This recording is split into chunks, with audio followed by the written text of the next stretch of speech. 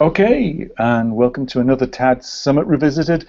This one is focused on Project Rethink. So really excited to hear what Paulo, Simon, and Jean-Michel have to say about this. So Paulo, I'm just going to kick straight into the questions. So the first one is, what's meant by service delivery with respect to Project Rethink? And is it required, given the rise of cloud computing, open source, APIs, all the countless SaaS services out there that mean it's really easy to fire up and optimize delivery infrastructure? Yes. Okay, hello, yes. So, of course, we will need some kind of service delivery. All kind of service providers requires functionalities that at the end are used to deliver the services to consumers. So probably so at this point, telcos are not using probably the most updated technologies in order to support this delivery of services. And so one of the purposes of reThink is really to look on the best, so the state of the art. And so all these examples that you just mentioned, cloud computing, APIs, so all these we are taking into account, so not to reinvent the wheel. And yeah, and so that at the end, that makes part of the framework that we are designing and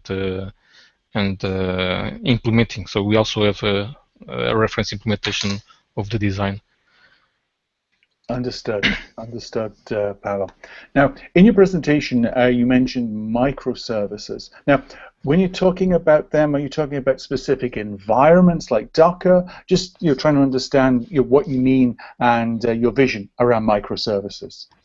Okay, so yes, perhaps a few words about microservices. Yes, microservices is somehow a new approach for service architectures, and it tries to answer some of the problems of service-oriented architectures. So, as you know, big projects that are using SOA are difficult to handle. And you know, in telcos there was this SDP service delivery platform that were very much based on service-oriented architectures, and at the end it was quite very difficult to handle all the complexity that SOA requires. And so service microservices answer some of these problems. One of them is to have each microservice as autonomous as possible. So this means that not having no dependencies on other services. So to have like a building block that you deploy and you have everything that you need there. And Docker is like a technology that can be used for the deployment of microservices. Not mandatory to use it. You can, of course, but not mandatory. So at the end, even in reThink, we also using Docker, for example, for our testbed. But that's an option that we have. Understood. So, yeah. So I think, and for microservices, we have now a new service paradigm that we call hypertease, and so it follows and it's very much aligned with the principles of microservices architectures. But we also have some unique characteristics.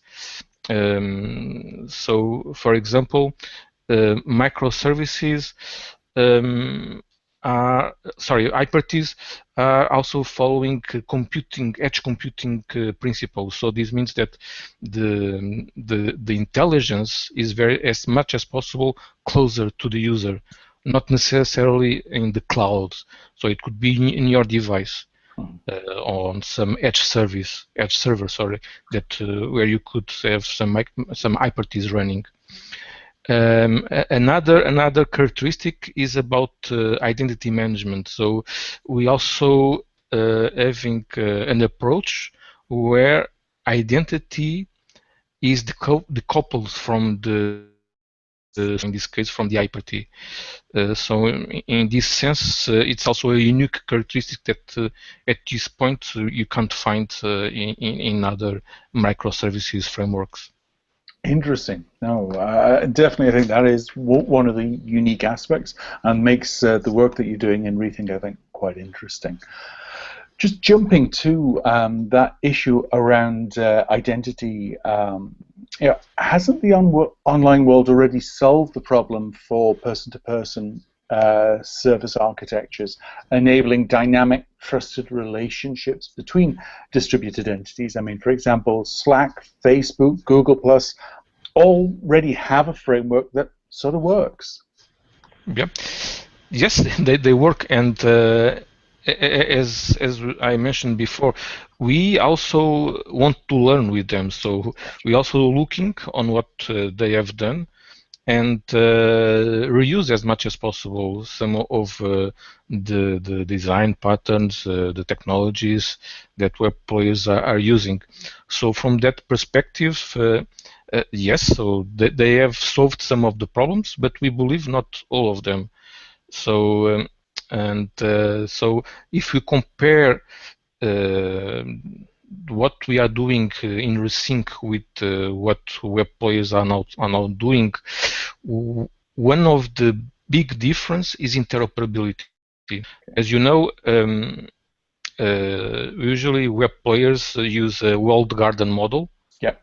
That implies that all users, in order to be so like to talk each other, they have to have accounts from the same domain. Mm-hmm. And with our approach, that's not a requirement. So you can interoperate with any service provider without having to standardize protocols. So we really try to take the best from both models. So on one side, you don't have to have all these big standardization efforts, and so at the end it takes lots of time to bring solutions to the market, and also they are quite complex at the end and very expensive. Yeah. But at the same time, so we don't require like standard protocols, but we still support interoperability. So, and from that perspective, we are quite different from the approach of web players. Yeah. And I also mentioned the identity. So it's possible to decouple the identity from the service logic and has the power to decide which identity it trusts, so which IDP it trusts in order to use the identity. Also portability, so that's also another important aspect that we support. That is, the user can move from one domain, from one service provider to another service provider, like we do today with number portability. Yep. Without losing its identity and data and personal data. That's also another Interesting. quite a difference that we have. And the third that I would also mention is quality of service. We can also support QoS on demand, so what we call QoS on demand. So this means that it's not mandatory, so if not required from the business perspective to have QoS, you don't have to. Mm-hmm. But if required, we can also support that. So that's also one of the big, and from that aspect, you can also take advantage of the control that you have on the network infrastructure. Gotcha. Now, would that require standardization? Because then if you have a microservice that requires quality of service, there may be multiple network elements that need to be involved in that chain. And would there need to be some kind of standards to enable a quality of service to be requested and supported across all those entities? So at the end, some kind of standardization is required, of course. Okay. What the approach minimize that's what we want is to minimize the effort required for standardization. So without giving more details, and perhaps Simon or Jean-Michel can add something else. For example, for the key OS, we are using existing solutions like turn and stun, which is something that WebRTC has already standardized in order to transverse NATs and firewalls. Yep. And with the approach that we are using, we just reuse existing standards. So no new standards are required for that. Understood. Simon, do you have anything to add? Yeah. Concerning the quality of service. Sorry, I can't hear you, Alan. Okay. Yes, concerning the quality of service, we have different approaches because it can be managed at different levels. On the browser side, of course, because it's managed by the congestion control by the browser, but we are providing some solutions more at the router level, and yes, using also churn services. And well, there are some different business approaches to manage to use this quality of service, and then you can also manage the path between the different churn services. So we may have some standardization effort, but not so much. And yeah, we try to reuse what is already here, and to enhance the existing, of course. I understand. I understand. One of yeah, sorry. So would you have like a Hyper-T that would be a microservice that would be dedicated to quality of service? Now, would that be associated with each network element, or would it be more a network function? Currently, what we are providing is something that is managing the routing in the customer premises equipment, so in the router, and we would like to be able to choose the quality of service regarding the application you are using. And so an administrator, for example, could decide to choose that this application deserves quality of service and this one does not deserve it. So this could be something for business services, for example, that would be valuable. Yep, no, I experience that all the time in my home, where basically the kids are watching Netflix and hogging all the bandwidth, and I just like to be able to run, for example, a Hangout, and we get those interruptions. So no, I understand, and to be able to have some kind of differentiation that's easily, whether it's under user control or not, because within your home network, you have to have control, especially when you've got children, because you have to stop them using the internet late at night, and you have to potentially block certain sites and stuff like that. So definitely I'm seeing that becoming more and more of an issue in so many families in providing that control, and especially providing that control over the multiple networks that we have. Because it's not just the Wi-Fi network. Quite a lot of times you have multiple Wi-Fi networks within the home these days, running at different frequencies, whether it be 2.4 or 5 gig, as well as, of course, LTE and in time 5G as well. So it's a multivariable problem for certain. So that's interesting to see that approach being taken. Back to one thing you said, Paulo, in making it abstracted from the protocols. So how are you doing that in terms of, meaning you don't have to standardize protocols as well? Mm-hmm. For that, we are using a concept that we call protocol on the fly. Okay. Yeah. So the principle is to take advantage of the usage of scripting languages like JavaScript.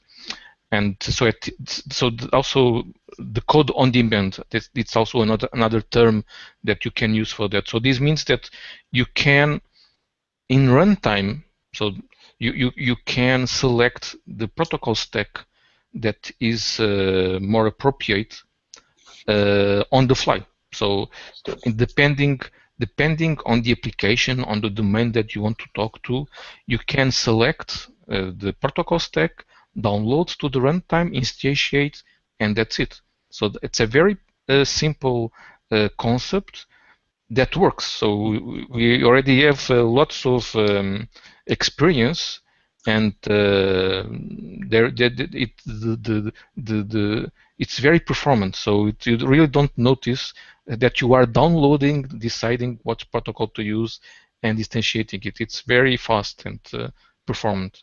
Yeah, and it works quite good. Absolutely. Because this I find very interesting because, for example, some of the sponsors of TADHack, TADSummit, like Matrix, Canonical, Ubuntu, this is something that they're looking at and are supporting across the open source projects that they're running. So definitely I see this as, with some of the leading thinking in the industry, this is very congruent with that thinking. So it's very interesting. Yeah. So just who's building this open source reference architecture stroke testbed? Okay, so in the consortium, so we are doing it. So we have lots of effort on developing the reference implementation of the architecture, and it's we are doing quite well, I should say. So we are in the middle of the project, and we already have an initial version, and that we are validating. So now we are building some scenarios, some demonstrations on top of it. To validate and to really see that all the benefits and requirements that we had at the time at the beginning are fulfilled. Mm-hmm. And yes, we are very happy with the results. So this is open source. So there is we are using GitHub for the repository of the source code. We also selected a very commercial friendly license. It's Apache 2.0. So cool. Anyone can just use it for any kind of purpose. Excellent. And yes, so we are also now willing to have more people having a look on it to try to play with it and provide us feedback. And of course, if they want to participate, that is also the idea. So at the end, to have a community that could support and sustain the project. Yeah. I understand. Now, who are in the consortium? So we are 3 telcos. So Orange, Altice or Portugal Telecom, Deutsche Telekom. Mm-hmm. And then we have universities. So we have INESC from Portugal. We have IMT from France, and also TU Berlin, so Technical University of Berlin. Mm-hmm. And also Quabis as a SME, and APIDZ. It's another French company that also is supporting us and working on the development. Excellent. Now you mentioned you forgot. You forgot Focus for Offer also. Sorry. I forgot Focus. It's okay. You can forget them. I know. Well. Yeah, concerning the test bed, just to come back to this, we provide also a lot of the server-side components with the Docker images, so it can be installed normally quite easily. Excellent. And what are some of the scenarios that you're currently working on for the testbed? So we have different types of scenarios. So at the beginning, we also tried to have many different use cases and business cases. So, for example, one of them is related with smart cities. Okay. With a mix of human-to-human communication, but also machine-to-machine, Internet of Things. Mm-hmm. Another scenario is about contextual communication. So where you can take, and by context we mean really data that you can collect from sensors, and some high-level context, like what is my health status or what is my activity, and take some decisions also in terms of communication, in terms of the contact list that should be displayed. And so the idea at the end is to have the behavior of the application dynamically adapted according to my context. So that's also one of the scenarios that we are also developing. Cool. Another scenario is also about enterprise communication. That's also another scenario that wants also to show how we can also fulfill business requirements. So in this case, enterprise requirements. I don't think I forgot this time any scenario. Did I, Simon? I think. No, but I would just add a word about the participants. We also forgot RSCOM, who is coordinating the project, and big one, yeah. and the European Union, who is funding the project also, but it's not in the consortium. Yeah. Where the cash is coming from, that's important. Sorry for this. And definitely, I think the contextual communications is very interesting. For example, at TADHack Japan, we had a really cute hack that was just using using one of the sensors on a device. I can't remember. I think it was just using, like a little jogging band. So if you were jogging, it altered who could call you and actually updated your status. So, and then it also used like motion. So like if you're in a scenario where, like you're running or whatever, how you answer the call, you could do, because it was a little wristband, I remember now, and the actions to answer the call were different. So you didn't have to like, if it was a watch, for example, try and sort of, while you're running, do something. There was actually an action you could do. It was like a punch or something, and it would answer the call. So that I thought was quite interesting in using context to not just change your contactability, but also how you interact with the different devices, so that given that contextual information, it can make it far more easy for you to be able to answer or ignore calls.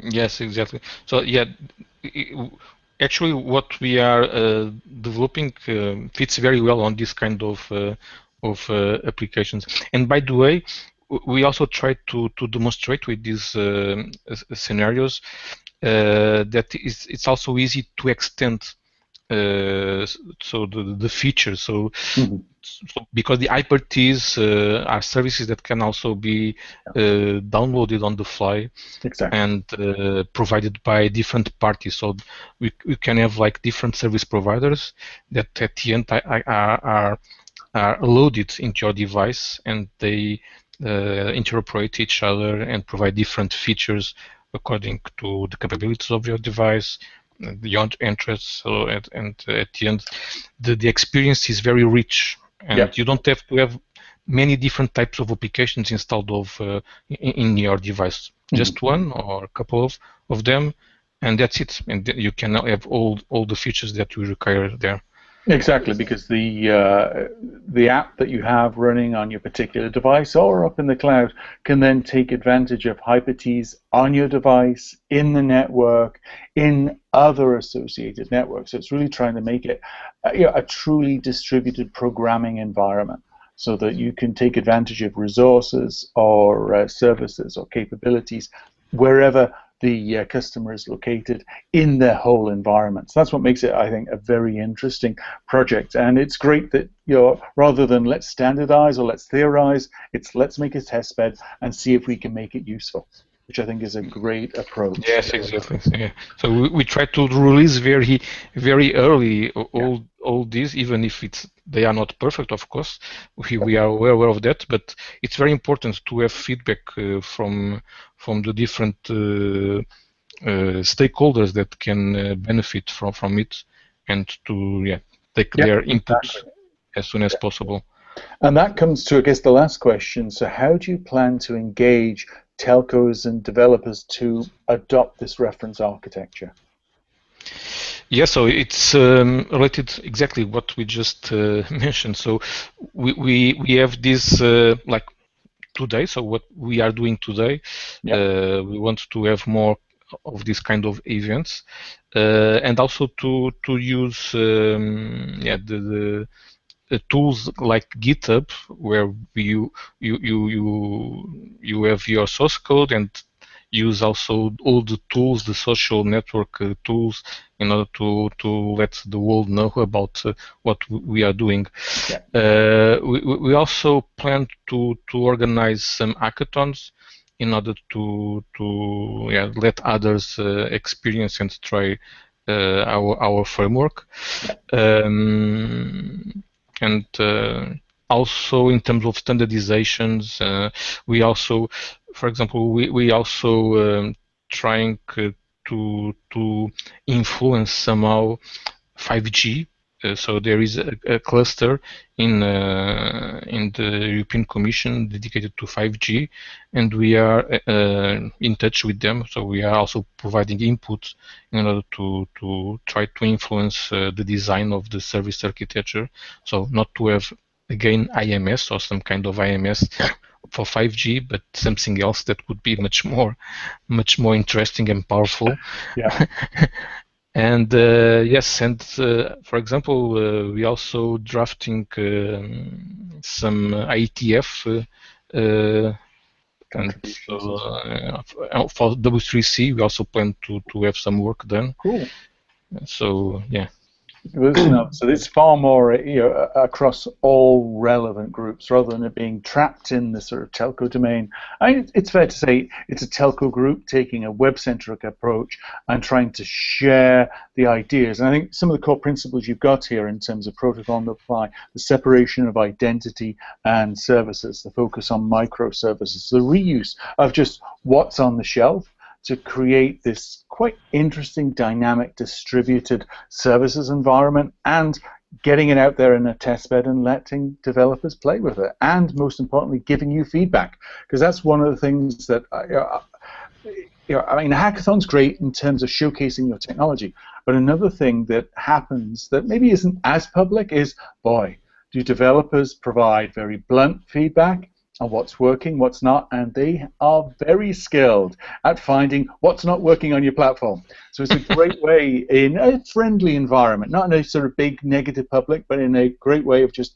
having people use your platform in ways you've never considered and finding where the holes and gaps are. So definitely, yes, it's a great exactly. approach.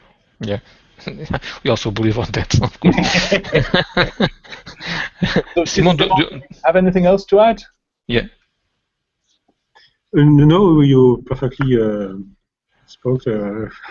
Excellent. Nice for me. So, Thanks a lot. Paulo, anything else you want to add?